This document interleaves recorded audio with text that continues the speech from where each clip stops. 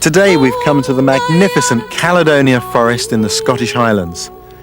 This ancient forest was once huge, but today survives in only small regions.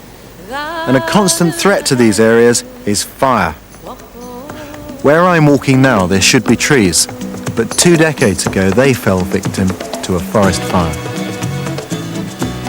And just consider, it's taken 20 years for this little fella to show his face again. So here's the dilemma. How can you have a campfire without endangering the very thing you've come to enjoy, the forest itself? Well, I'm going to show you how. Bare earth, that's the best campfire place. Even in a forest like this, the ground itself can burn. It's peat, and while you may not be aware of it, underneath your fire can be spreading sideways to come up maybe weeks later as a flare-up. I've also got some lichen that we gathered earlier to take the spark from our amadou, from the fungus we've got. And this is some prepared amadou. And I'll use that with flint and steel, which will give me sparks. And this is how it works. There we go. Now I'll put a little bit more fungus with that. You see it smoking there. I'm going to drop that into our lichen and birch bark mix.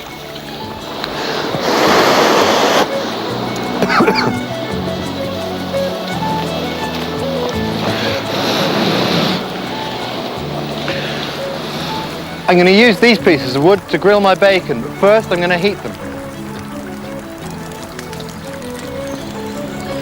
Call this plank cooked bacon. It's a good way of cooking bacon because the fat drains away and there's no washing up. Just hold it on with a couple of wooden pegs, just prop it by the fire. Now we can get on with making the coffee and the bannock. This is my bannock mixture. I prepared it before I brought it out. Bannock is a traditional Scottish unleavened bread. Goes back centuries. It's got oatmeal, flour, salt and some baking soda. Mix it into quite a dry, doughy mixture. Generally it's a good idea to let things char just a little bit on the outside, because when you cook this way you want to make sure you've cooked all the way through. Personally I like the crusty bit. Use your embers to cook on. People generally cook too fast on campfires and burn the food.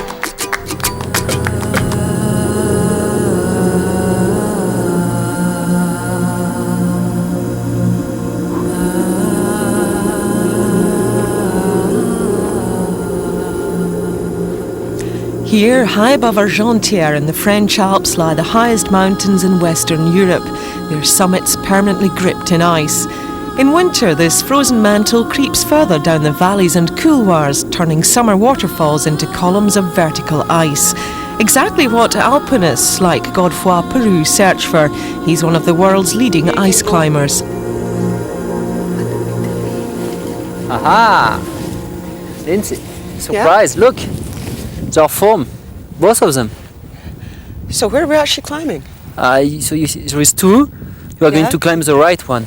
It looks fantastic. And so what a setting as well.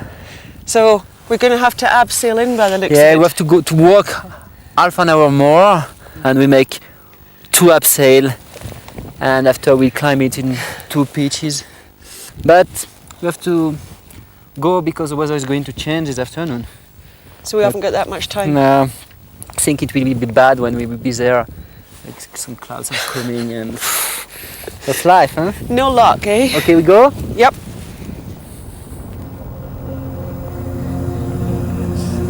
You get the sense that there's a lot of space down on the left-hand side. Yeah. Oh yes, I remember this cave here in the Serac. So somewhere below us here? Just below here. You sure we're not going to go over the edge here? Oh gosh. The atmosphere of the place is incredible. The glacier constantly groaning and cracking as it creeps slowly down the mountain. Everything around us seemed to be on the move. Good reason to make sure we were firmly attached to the route. And with a few trial whacks, Godefroy was off, doing what he does best. Ice climbing appears to be a combination of brute force and very delicate footwork. Try to find the ice I clean. Okay, here it's clean. Following your Okay. footsteps. You're running up that.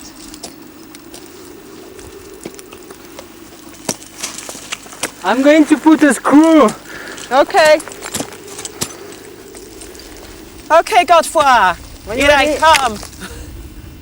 I've heard ice climbing described as vertical ballet, and right now I wasn't sure if I'd pass the audition. I was about to get intimate with a grade 4 route with ice angled at around 80 degrees. Easy for Godefroy, but pretty tough for a novice. Spin drift. Ow! Scares the living daylights out of me. If you're chucking that spin drift in me, Not me. you did that on purpose. You're supposed to be a chivalrous Frenchman.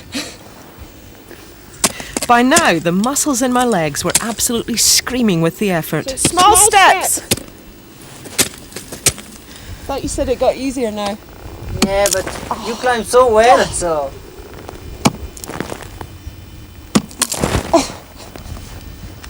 It's not funny.